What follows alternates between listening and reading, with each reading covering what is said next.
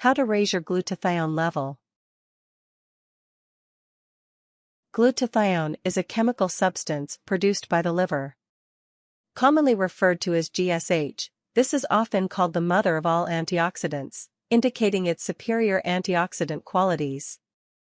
As an antioxidant, glutathione may prevent or delay cell damage by removing harmful agents known as reactive oxygen species from the cells of your body. GSH is also vital for immune function and the inflammatory process and boosts your T cell function, helping to fight cancerous cells. There are many things you can do to raise your glutathione level above that naturally produced by your body. Method 1: Raising glutathione through diet and exercise. 1. Eat lots of fresh fruits and vegetables. Several of these foods have been shown to be good natural sources of glutathione, but their GSH content is destroyed by overcooking or processing. To get the most glutathione out of your fruits and veggies, eat them fresh whenever possible. Fruits and vegetables high in glutathione include broccoli, avocado, okra, spinach, cauliflower, Brussels sprouts, collard greens, mustard greens, cabbage, asparagus, grapefruit, apples, oranges, and cherries, though there are many more. Despite the benefits of these foods, you should always strive for a balanced diet. Overdoing it on the fruits and vegetables can create problems for your digestive system if you do not also get enough dietary protein. 2. Eat lots of lean protein. 3 amino acids contribute to glutathione's makeup, so-called precursors cysteine, glutamate, and glycine. Lean protein sources, especially meats, contain naturally high levels of these amino acids, especially cysteine, which is also the most important one. If your diet includes lots of these lean proteins, your body will produce more glutathione. High-quality sources of lean protein include poultry and egg yolks, milk, and yogurt. To get as much cysteine from your diet as possible, and therefore increase your body's glutathione production, you should try to eat at least 2 servings of lean protein per day. 3. Consume spices that boost GSH.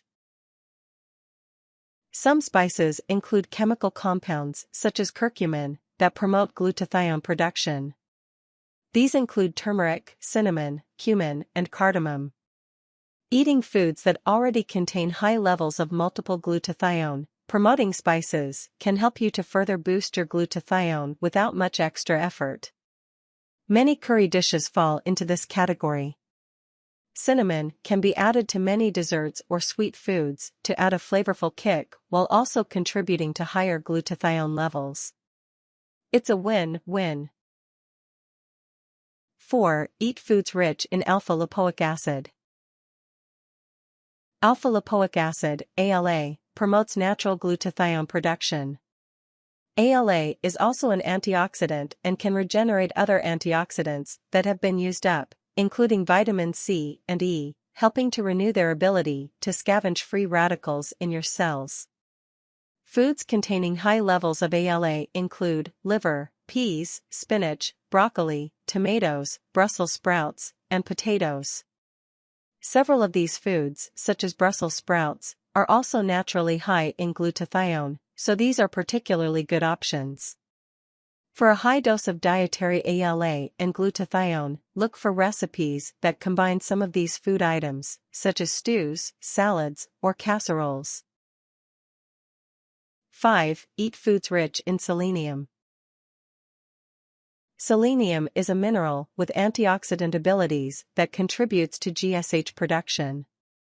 In addition to being naturally present in many foods, food items from selenium-rich environments will have higher levels. Selenium is also essential for the production of enzymes containing glutathione.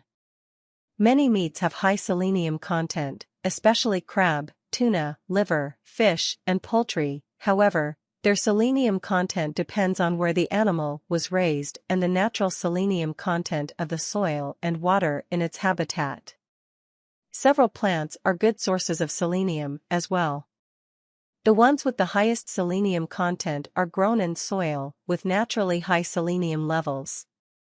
Good plant sources include Brazil nuts, pinto beans, mushrooms, many seeds, brown rice, cabbage, broccoli, and spinach.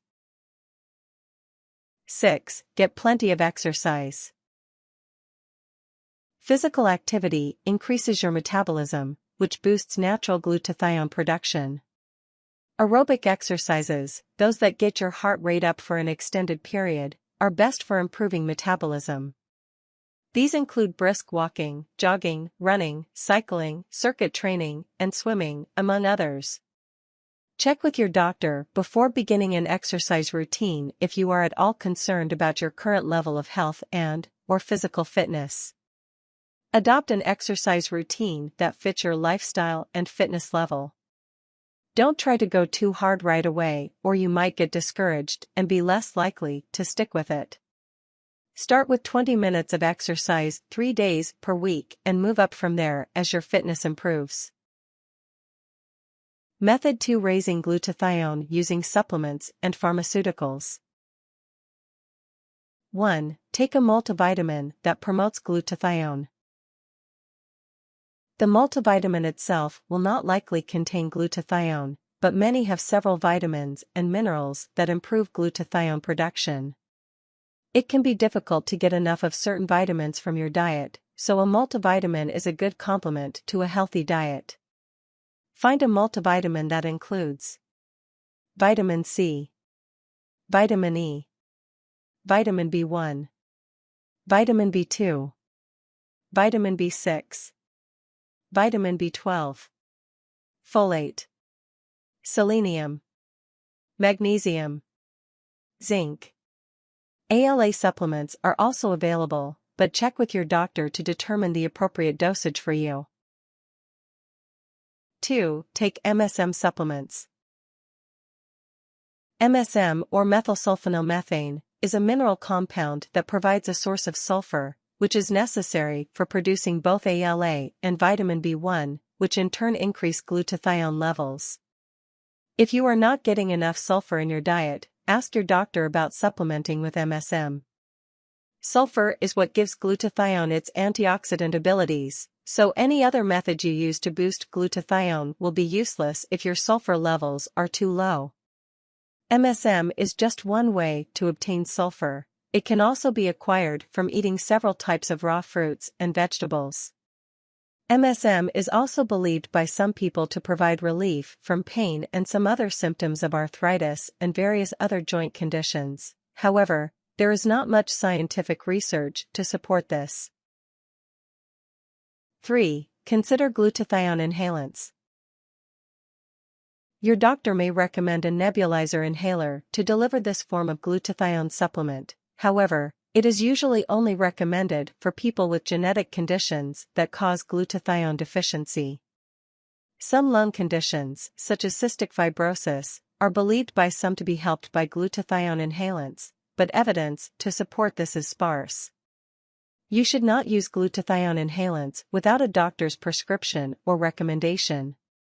Do not use this form of glutathione supplement as an alternative to dietary or oral supplementary glutathione or its precursors. There are better ways to boost your glutathione levels if you are not severely deficient. 4. Get glutathione injections. This type of glutathione supplementation is only recommended for individuals with medically diagnosed illnesses known to be helped by glutathione. Injections are done intravenously and should not be attempted by anyone but a licensed medical professional.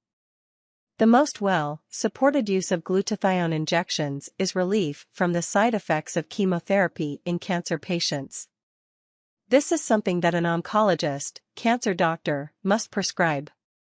No other purpose for glutathione injection is broadly accepted by the medical community as effective. However, some people believe it to be useful for lots of other illnesses, including Parkinson's disease, diabetes, some forms of anemia, atherosclerosis, hardening of the arteries, and male infertility. 5. Use transdermal glutathione products. Transdermal glutathione is applied to the skin and absorbed over a short period of time. There is some evidence that glutathione creams improve certain skin conditions and generally make the skin look more youthful. This type of glutathione supplementation usually comes in the form of a cream or patch and is available through online pharmacies without a prescription. There is no medical or scientific evidence to suggest glutathione levels in the body can be significantly improved by transdermal creams or patches. Although no prescription is required for transdermal glutathione, it is best to talk to your doctor before using glutathione creams. There is a chance you could experience a rash or skin irritation when taking glutathione this way. Tips: it might be a good idea to get your glutathione level checked by a doctor before attempting to raise it. This way you will be able to test your levels later and determine whether they have increased. Glutathione deficiency can lead to some serious conditions such as cardiac diseases, infections, arthritis, and liver and kidney disorders.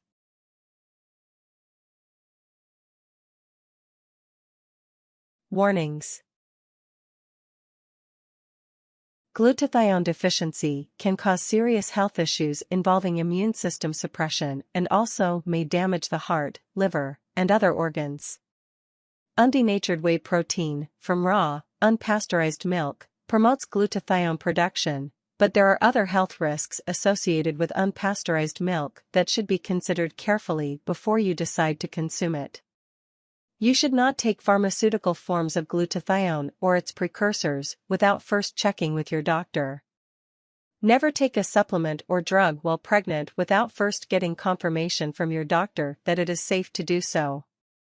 Avoid consuming alcohol and other toxins, as these use up your body's glutathione, leaving little left for benefiting your body's cells.